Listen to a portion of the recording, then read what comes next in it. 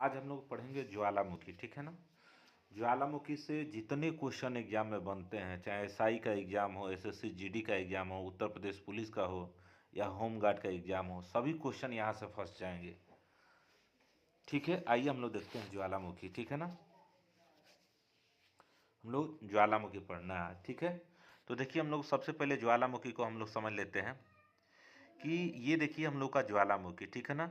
ज्वालामुखी आप फोटो में देख रहे हैं कि जो ज्वालामुखी के अंदर जो है, ज्वालामुखी के अंदर जो है, ठीक है ना। ज्वालामुखी को फोटो द्वारा देखते हैं, मैप द्वारा समझते हैं कि ज्वालामुखी के जो नीचे वाला पोर्शन देख रहे हैं, रेड वाला, जो पृथ्वी के एकदम नीचे है, ये तरल पदार्थ है, ठीक है ना, द्रव अवस्था में है। इसको हम लोग मैग्मा के नाम से जानते हैं, ठीक है ना। अब देखिए, ऊपर जो है स्थल है, ऊपर जो जमीन है, पर्वत है, पठार है, और ऊपर जो ज्वालामुखी यहाँ से निकलते हुए ऊपर की तरफ जा रहा है, ठीक है ना। ये आग है, ठीक है ना। आग तरल पदार्थ है, ऊपर जा रहा है। तो ये ज्वालामुखी का जो मुख देख रहे हैं, जहाँ से ज्वालामुखी निकल रहा है, इस मुख को हम लोग क्रेटर के नाम से जानते हैं। किस नाम से जानते हैं? क्रेटर के नाम से जानते हैं, ठीक है ना। इसमें छोटे छोटे दिख रहे हैं, जमावटी जो दिख रहा है यहाँ पे, पतला पतला सा दिख रहा है, इसको हम लोग सेंडर कोन के नाम से जानते हैं, ठीक है ना।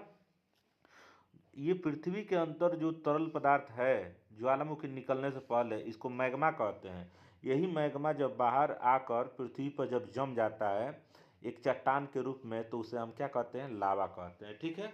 और ज्वालामुखी निकलने के बाद ये तरल पदार्थ जाकर पृथ्वी पर यहाँ पे जम जाता है। जम जाता है तो आग्नेय चट्टान का रूप धारण करता है। किस चट्टान का रूप धारण करता है? आग्नेय, ठीक है ना। उसको हम लोग लावा कहते हैं, ठीक है। जो लेकिन ज्वालामुखी का जो उद्गार हो रहा है, उद्गार होते समय इसमें इसमें आग, राख, धुआं, जलवाष्प निकल रहा है। देखिए यहाँ पे अंधेरा छा गया है, ठीक है ना। तो ये जो है ज्वाला क्वेश्चन कई बार पूछा है कि ज्वालामुखी से कौन सा पदार्थ सबसे ज़्यादा निकलता है, तो जलवाष्प निकलता है। ज्वालामुखी से 60% तो आपका जलवाष्प हो जाता है, ठीक है ना। तो ज्वालामुखी से सबसे ज़्यादा पदार्थ निकलने वाला आपका जलवाष्प है, और 40% में गैस निकलता है, आग रहता है, राख रहता है, धूल कण सब होता है। तो ज्वालामुखी में गैस की अगर बात करेगा तो सबसे ज़्यादा गैस कौन सा होता है? तो सल्फर डाइऑक्साइड होता है। 2 नंबर पे नाइट्रोजन को बता देंगे, 2 नंबर पे नाइट्रोजन को, और पहले नंबर पे सल्फर डाइऑक्साइड को बता देंगे, ठीक है। उसके बाद आप एक और गैस है कार्बन डाइऑक्साइड। तो 3 मुख्य रूप से गैस हमको याद रखना है कि पहला सल्फर डाइऑक्साइड है, दूसरा है नाइट्रोजन है, और तीसरा है कार्बन डाइऑक्साइड है, ठीक है दोस्तों। तो ज्वालामुखी से सबसे ज़्यादा उद्गार होने के बाद जो निकलता है, 60% क्या है? जलवाष्प है। 40% में धूल है, कण है, राख है, जिसमें 3 गैसें मुख्य रूप से हैं। इसमें सबसे ज़्यादा गैसें निकलती है सल्फर डाइऑक्साइड, नाइट्रोजन और कार्बन डाइऑक्साइड, ठीक है। अगला पॉइंट हम लोग समझते हैं।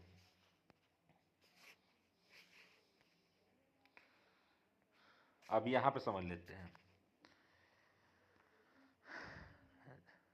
देख रहे हैं आप लोग, यहाँ पर देख रहे हैं। अब ज्वालामुखी, जो ज्वालामुखी है, पहले यहाँ से देख लेते हैं। ज्वालामुखी देख रहे हैं, जो बैथोलिक लिखा है ज्वालामुखी। अब क्या होता है कि ज्वालामुखी, जैसे मान लीजिए कि ये स्थल है, ठीक है ना।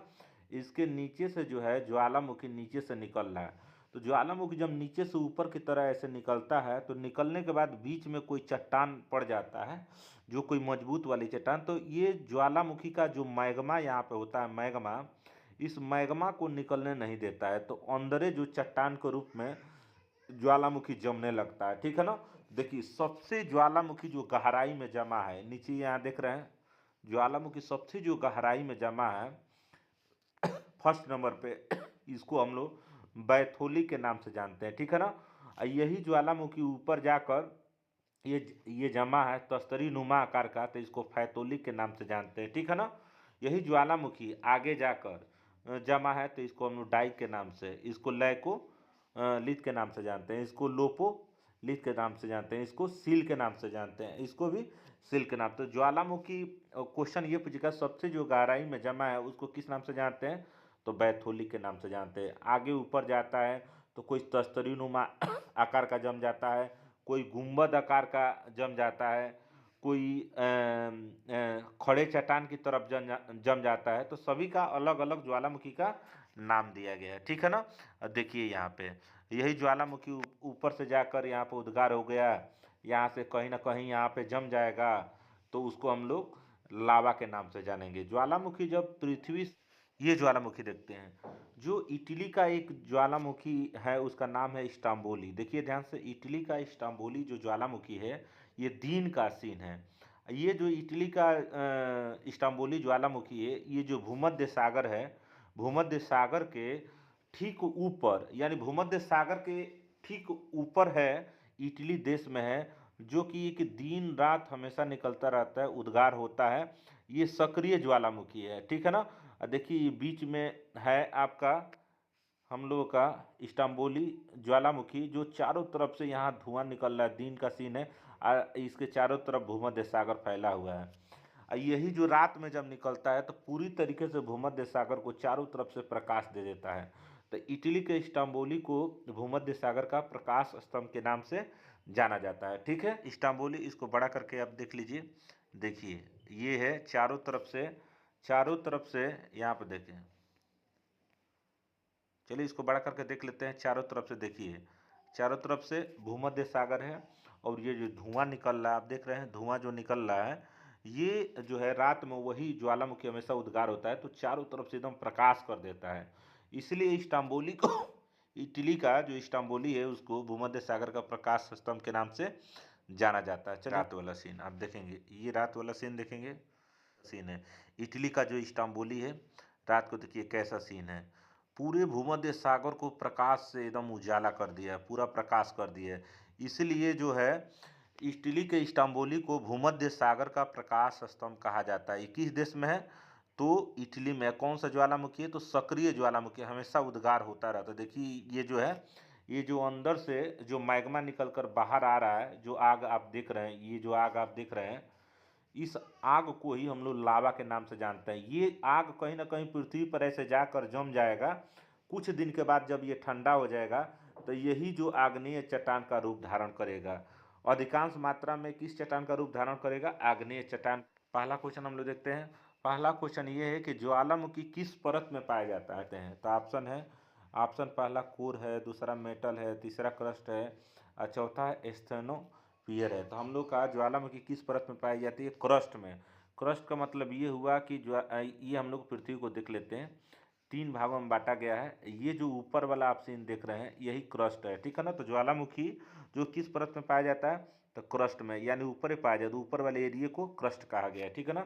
ये इसको सियाल कहा गया है, इसको सीमा कहा गया है, इसको नीफे कहा गया है, ठीक है। अगला क्वेश्चन हम लोग देखते हैं। अगला क्वेश्चन है कि ज्वालामुखी मुख्य रूप से किस प्लेट सीमा पर पाए जाते हैं? ठीक है। ऑप्शन है अभिसारी है, अपसारी है, परवर्ती है, उस उपयुक्त सभी है, ठीक है ना। तो ज्वालामुखी मुख्य रूप से किस प्लेट पर पाया जाता है? तो अभिसारी प्लेट पर भी पाया जाता है, अपसारी पर पाया जाता है, परिवर्ती पर पाया जाता है, उपयुक्त सभी। तो इसमें उपयुक्त सभी सही हो जाएगा, ठीक है।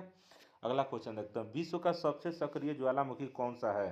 ठीक है ना। इसमें पूछ रहा है कि विश्व का सबसे सक्रिय ज्वालामुखी कौन सा है? माउंट फूजी है, माउंट एटना है, किलायू है, विसुवियस है, ठीक है ना। तो इसमें सबसे सक्रिय ज्वालामुखी कौन सा हो जाएगा? किलायू हो जाएगा, ठीक है। अगला क्वेश्चन हम लोग देखते हैं कि भारत में सक्रिय ज्वालामुखी कहाँ है? भारत में पूछ रहा है तो भारत में दो ही ज्वालामुखी है, ठीक है ना। एक है नारकोंडम, नारकोंडम है, ठीक है ना, नारकोंडम, ठीक है। तो नारकोंडम जो ज्वालामुखी है वो शांत ज्वालामुखी, सुषुप्त ज्वालामुखी, ठीक है ना। ये पूछ रहा है कि सक्रिय ज्वालामुखी कहाँ है? तो सक्रिय ज्वालामुखी जो है अंडमान निकोबार द्वीप है। नारकोंडम ही अंडमान निकोबार द्वीप है, ठीक है। अगला क्वेश्चन देखते हैं कि बैरन द्वीप। देखिए बैरन द्वीप ज्वालामुखी किस सागर में स्थित है? कि बंगाल की खाड़ी में, अरब सागर में, अंडमान सागर में, हिंद महासागर में है। तो ये हम लोग का कहाँ पे है? अंडमान सागर में है, ठीक है। बैरन द्वीप जो ज्वालामुखी है, ज्वालामुखी सक्रिय ज्वालामुखी है, ठीक है। अगला क्वेश्चन देखते हैं हम लोग। रिंग ऑफ फायर किस महासागर में है? रिंग ऑफ फायर किस महासागर में है? पहला ऑप्शन दिया अटलांटिक महासागर, दूसरा का ऑप्शन दिया हिंद महासागर, और तीसरा का ऑप्शन है प्रशांत महासागर। प्रशांत महासागर, यही हम लोग का आंसर सही हो जाएगा। प्रशांत महासागर को प्रशांत महासागर को रिंग ऑफ फायर के नाम से जाना जाता है, ठीक है ना। अगला क्वेश्चन हम लोग देखते हैं। अगला क्वेश्चन है कि निम्न में से कौन सुप्त ज्वालामुखी है? अगला क्वेश्चन है हम लोग का कि निम्न में से कौन सुप्त ज्वालामुखी है, ठीक है ना। कह रहे कि अलाऊ है, फ्यूजियामा है, वैरंदु पे। इसमें हम लोग का ऑप्शन नंबर बी सही हो जाएगा, किलायु। ये सुप्त ज्वालामुखी, ठीक है। अगला क्वेश्चन हम लोग देखते हैं। अगला क्वेश्चन ये कह रहा है कि ज्वालामुखी से निकलने वाला लावा, पिघला लावा क्या कहलाता है? तो मैग्मा कहलाता है, लावा कहलाता है, टेपा कहलाता है, ऐश कहलाता है। तो लावा अभी हम आपको आगे समझाए हैं, ठीक है। अगला क्वेश्चन है कि ज्वालामुखी से बनने वाली मिट्टी कैसी होती है? बंजर होती है, कम उपजाऊ होती है, अत्यधिक उपजाऊ होती है, रेतीली होती है? तो ज्वालामुखी से बनने वाली जो मिट्टी है अत्यधिक उपजाऊ होती है, ठीक है। अगला क्वेश्चन हम लोग देखते हैं। दक्कन टैप का निर्माण किस कारण हुआ है? अगला क्वेश्चन कह रहा है कि दक्कन टैप का निर्माण किस कारण हुआ है? तो भूकंप द्वारा हुआ है, हिमनद द्वारा हुआ है, ज्वालामुखी उद्गार द्वारा हुआ है, और अपरदन द्वारा हुआ है? इसमें आंसर नंबर सी सही हो जाएगा, ज्वालामुखी उद्गार द्वारा, ठीक है ना। दक्कन टैप कहाँ पर है वो हम देख लेते हैं, मैप से देख लेते हैं कि दक्कन टैप हम लोग का कहाँ पर है, ठीक है। ये मैप द्वारा हम लोग देख लेते हैं। देखिए दक्कन टैप गुजरात से लेके कर्नाटक तक, ठीक है ना, कर्नाटक तक। जो तमिलनाडु वाले एरिया को हम छोड़ देंगे, ये वाला जो बीच वाला आप देख रहे हैं, यही वाला दक्कन टैप है, ठीक है ना, यही वाला दक्कन टैप है। गुजरात आ जाएगा, महाराष्ट्र आ जाएगा, मध्य प्रदेश आ जाएगा, तेलंगाना आ जाएगा, आंध्र प्रदेश आ जाएगा। इस वाले एरिया को हम लोग दक्कन टैप के नाम से जानते हैं, ठीक है ना। जो भारत का जो बीच वाला भाग है, बीच वाला पैटर्न है, इसी को हम लोग दक्कन टैप के नाम से जानते हैं। ये ज्वालामुखी के उद्गार से ही, उसके लावा से ही इसका निर्माण हुआ है, ठीक है। कर के दक्कन टैप का निर्माण किस कारण हुआ है? तो ज्वालामुखी के उद्गार से, ठीक है ना। ये क्वेश्चन याद रखेंगे, ठीक है। ज्वालामुखी के मुख को क्या कहते हैं? देखिए ज्वालामुखी ये है, ज्वालामुखी नीचे है, यहाँ से ऊपर निकलता है। तो अभी हम बता चुके हैं आगे कि ज्वालामुखी के मुख को हम लोग क्रेटर कहते हैं। क्या कहते हैं? क्रेटर। वही ज्वालामुखी का जो मुख है निकलना बंद हो जाता है, बरसात होती है, बरसात होने के बाद ज्वालामुखी का जो मुख है पानी से भर जाता है। तो कुछ दिन के बाद वो झील का निर्माण लेता है, जिसको हम क्रेटर झील के नाम से जानते हैं। यदि ज्वालामुखी का मुख जो है छोटा है तो क्रेटर, अगर बड़ा है तो उसको काल्डेरा के नाम से जानते हैं, ठीक है। अगला क्वेश्चन देखते हैं। सबसे बड़ा ज्वालामुखी पठार कौन सा है? देखिए यहाँ पर कर मैंने ज्वालामुखी से बनने वाला सबसे बड़ा पठार कौन सा है? तिब्बत का पठार है, दक्कन का पठार है, कोलोराडो का पठार है, ब्राज़ील का पठार है। तो सबसे ज्वालामुखी पठार जो है अपना जो भारत में दक्कन का पठार है। अभी हम आपको समझाएं आगे। अगला क्वेश्चन है कि ज्वालामुखी से निकलने वाली गैसों में मुख्य गैस कौन सी है? ज्वालामुखी से निकलने वाली गैसों में मुख्य गैस कौन सी है? अभी हम आपको आगे समझाएं। जो मुख्य गैस है वो सल्फर डाइऑक्साइड SO2 है।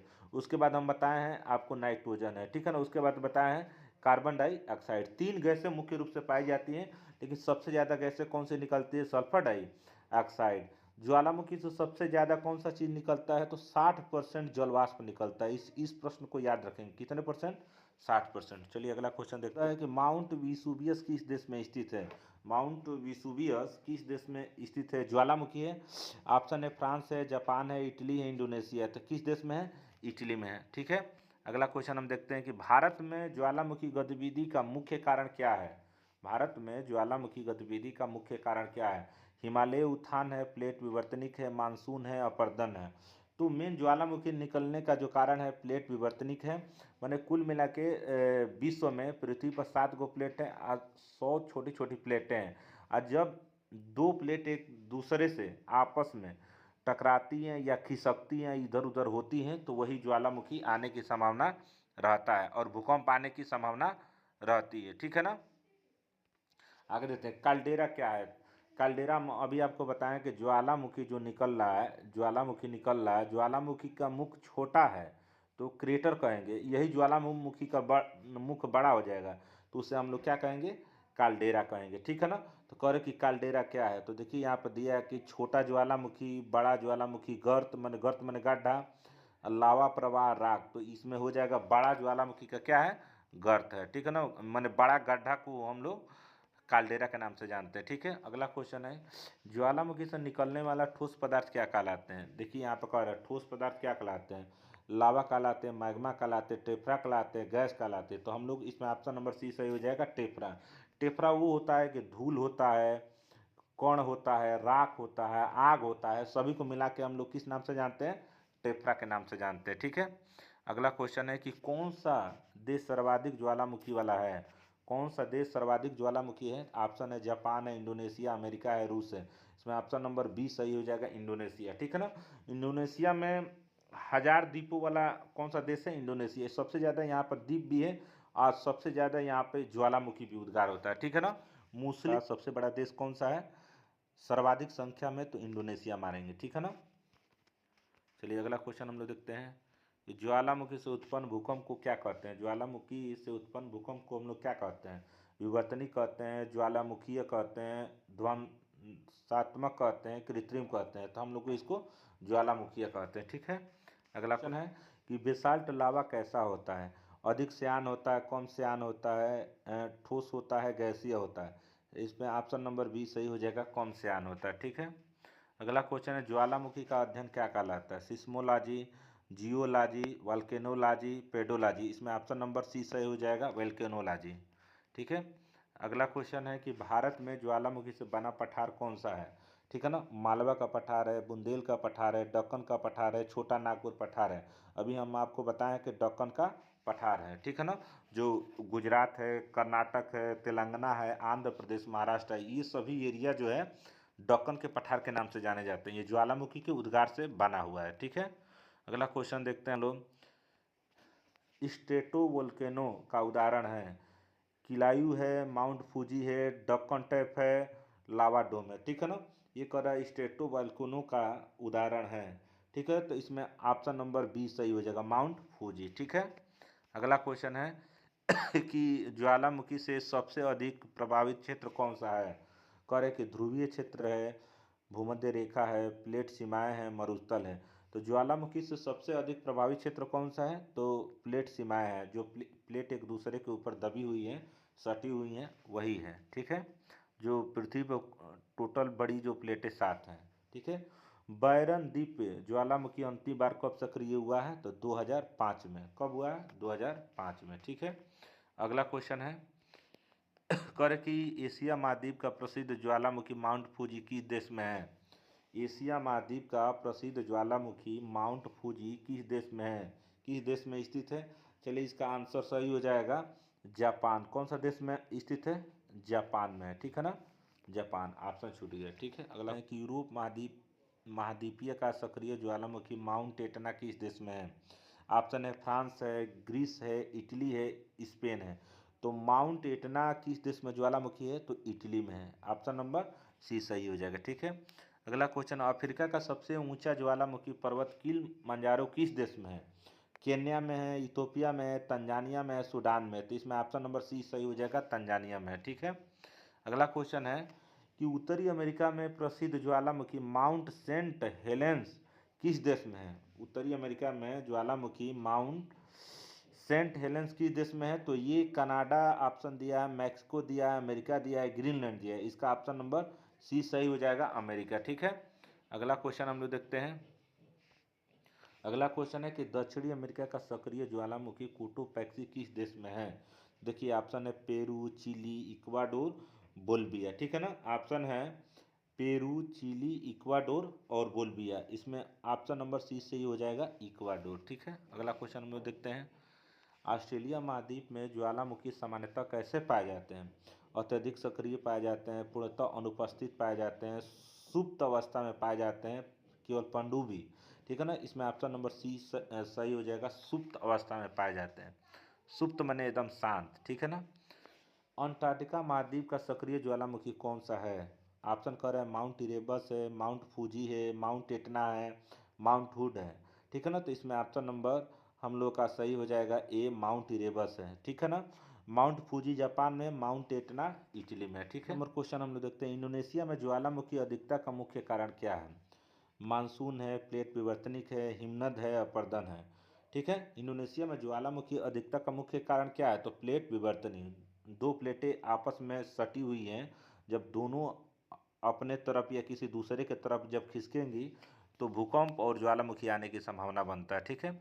अगला क्वेश्चन है कि रिंग ऑफ फायर सबसे अधिक ज्वालामुखी किस महाद्वीप में पाया जाता है? अगर अगर पूछेगा कि कहाँ पाया जाता है तो प्रशांत महासागर में पाया जाता है। अब ये कह रहे हैं कि किस महाद्वीप में पाया जाता है, ठीक है ना। महाद्वीप का नाम पूछ रहा है, तो यूरोप महाद्वीप, अफ्रीका महाद्वीप, एशिया महाद्वीप, ऑस्ट्रेलिया महाद्वीप। इसमें ऑप्शन नंबर सी सही हो जाएगा, एशिया महाद्वीप, ठीक है। दक्षिणी अमेरिका के ज्वालामुखी मुख्य रूप से किस पर्वत श्रृंखला में पाए जाते हैं, ठीक है ना। ऑप्शन है रॉकी है, एंडीज है, आल्प्स है, यूराल है। तो दक्षिणी अमेरिका के ज्वालामुखी मुख्य रूप से किस पर्वत में पाए जाते हैं, एंडीज में। आल्प्स जो यूरोप में है, रॉकी उत्तरी अमेरिका में, एंडीज जो है विश्व का सबसे लंबा पर्वत है, लंबा पर्वत है। इसको मोड़दार पर्वत के भी नाम से जाना जाता है, और ये वलित पर्वत के भी नाम से जाना जाता है। कल हम एक वीडियो डाले हैं पर्वत पठार झील वाला, उसको आप जाके देख लेंगे। अगर इसी तरह का आपको वीडियो चाहिए तो चैनल को सब्सक्राइब, लाइक, शेयर करें, ठीक है ना। और कमेंट्स बॉक्स में जाकर कमेंट्स भी करें, ठीक है।